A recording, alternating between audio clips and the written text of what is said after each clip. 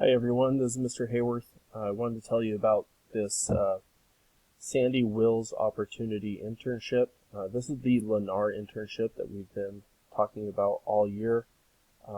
Just a little background, Sandy Wills was an employee of Lennar, and he is the one that started these internships with Jeff Panicetti, and Sandy also started the after-school workshops that we've been doing. He's just a remarkable person that unfortunately passed away a couple years ago rather suddenly. But that's why this is called the Sandy Wills Opportunity. This particular slideshow is strictly for juniors. It's about the process that juniors go through for these internships. If you are a senior, then there's a separate slideshow, but it has senior on all of the slides. So this one is strictly for juniors.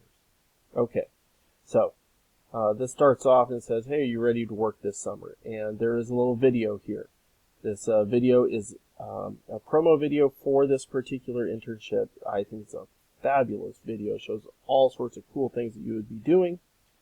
It is a private video, so when you do click on the link, you do have to put in the password. Password is 2019.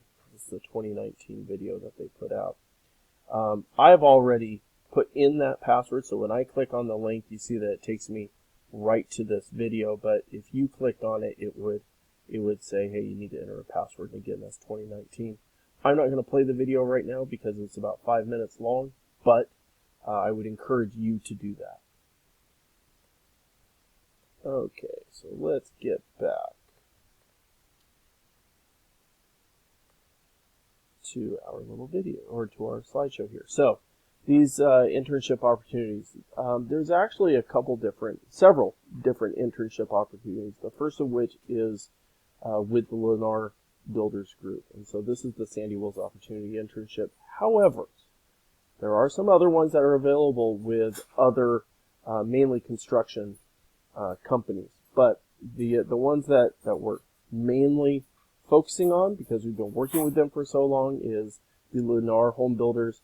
There's only 20 spots available, and that's for 8 high schools. So figure you have an average of maybe 2 to 3 students per school site going to this internship on average. So keep that in mind. It says only one group, and what that means is that in the past they have done maybe 2 sessions, like a early summer session and a late summer session. They're only going to do 1 session, so 1 4-week session this summer. Those dates are June 8th through July 3rd. So if you have a vacation during that time, you're going to have to choose. Do you do the vacation or do you do the internship? Do not take the place of someone that can do this internship for the whole time because you want to go on a vacation or something in the middle of it. This requires complete commitment. All of the interns will be on the same job site. We'll talk about where that job site is, but I can tell you it is near Grant Line and Highway 99 on the south end of Elk Grove right there. What you will do is you'll have exposure to multiple contractors. You'll be working in different trades every 3 to 4 days with a partner, and that partner will not be a student at your school. So it'll be someone that you're paired up with that you haven't met before, but that's okay. It's good to meet new people. If you are interested in some other things, or maybe the time frame for the Lennar internship doesn't work out, well, then there's other builders that have internships going on. There's 15 spots available for those. They have a 160-hour minimum. That's the, let's see, actually Lennar is about the same. Off the top of my head, that would be 160 hours for those 4 weeks. So both of those would be 160 hours. They have different start dates, and because there's a variety of different builders, they have a variety of different start dates. So maybe one of those would work better with your time frame if you have summer plans. And those employer format varies. So either way, it's still the same application process. So what do you need for the job itself? Well, you need to have some documentation like a Social Security card, or a student ID, a California state ID, or a driver's license. You also need some personal protective equipment, so some PPE. You need work boots. They do not need to be steel-toed boots.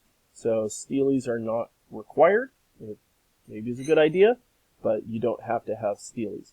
You do have to wear long pants. Keep in mind, you're going to be working in the summer. There's going to be some hot days, but I'm sorry, you're going to be wearing long pants.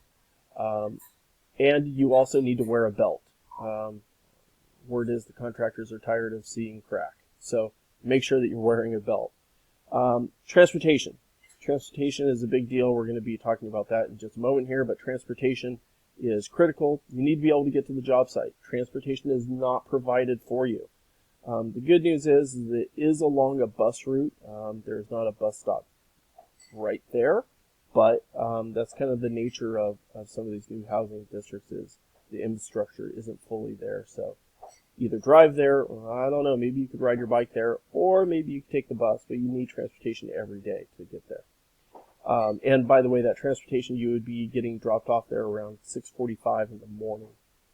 So that way, then you are ready to go home at about 3 o'clock. So keep that in mind.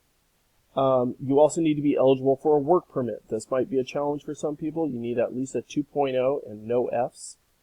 Make sure that you have that in place. All right. Well, there is going to be a panel interview for this after you turn in your application. So what to wear? Well, you should wear some personal attire, but looking at this picture over on the right-hand side, some of this is quite excessive. You certainly, gentlemen, do not need to wear a tie to this interview.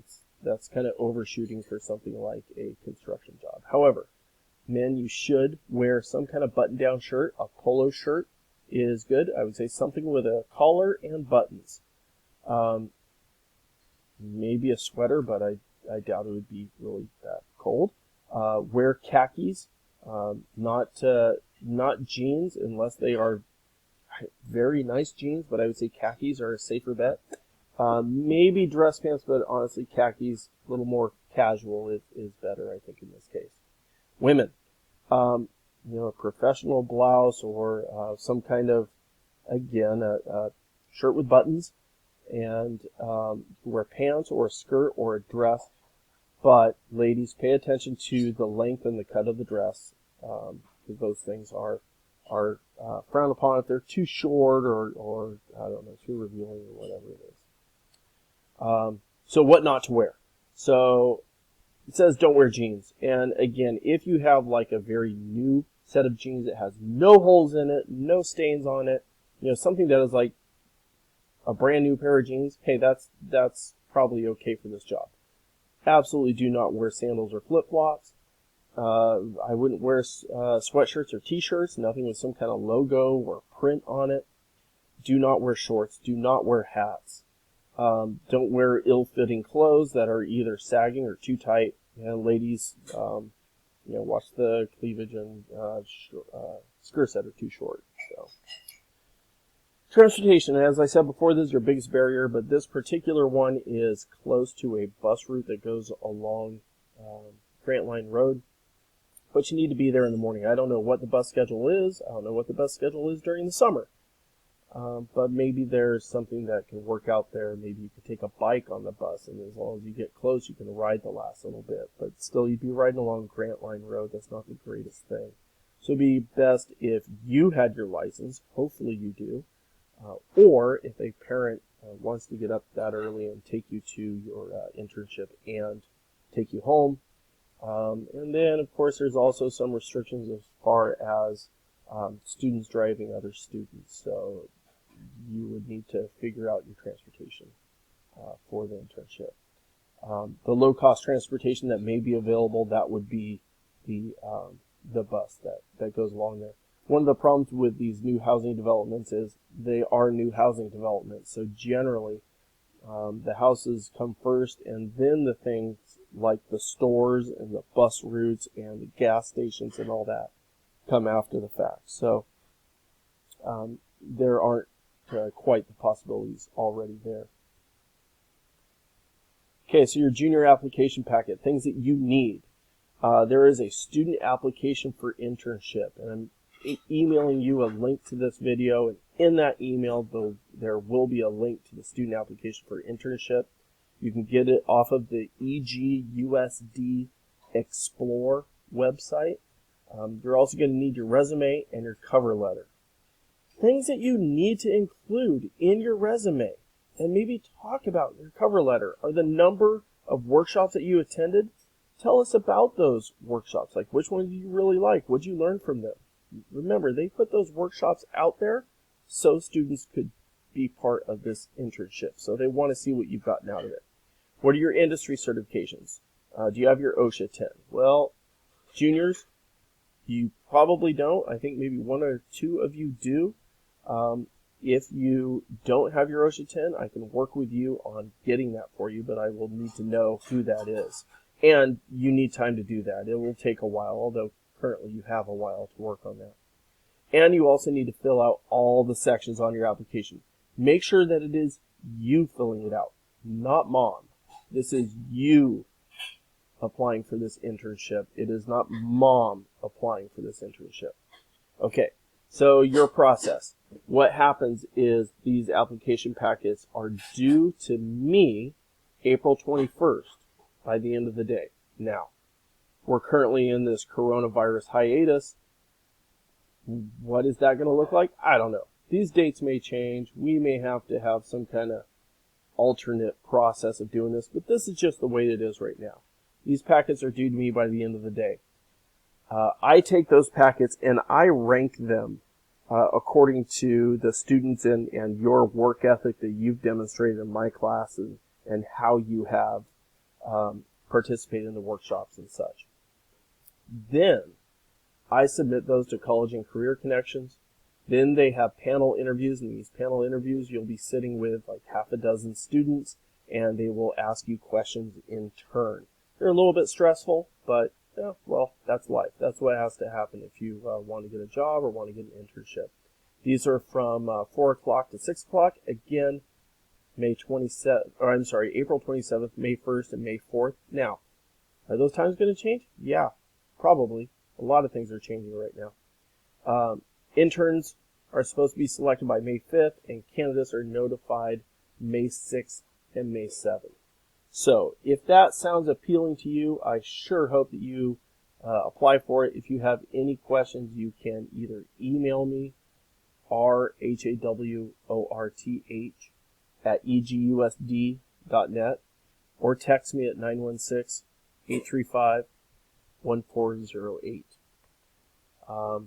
Now, those selected candidates, after those selections, you'll need to be available for the complete process, and you need to complete that in a timely manner. There is a mandatory orientation. You have to be at this if you get selected. It's May 12th, 6 to 7 p.m. at Laguna Creek High School. Is that going to change? I wouldn't be surprised. Worksite orientation for selected interns. You have to be at this worksite orientation. This is at the actual job site, put on by Lennar, all kinds of safety stuff here. You can see that it's in the Camarillo community. That's the name of the little neighborhood there. That is at 9689 Tangelo Court. Again, that's off of Grant Line Road near those propane tanks down there, those big giant things. Now, the time is to be determined. Is the date going to change? Again, yeah, probably. You could also contact Ms. Williams. She's the project implementer at the College and Career Connections Department of Elk Grove Unified. You got her phone number and email there. Okay, folks, that's about it. I hope you are all well. Please go wash your hands, and hope to see you guys soon. Take care. Bye-bye.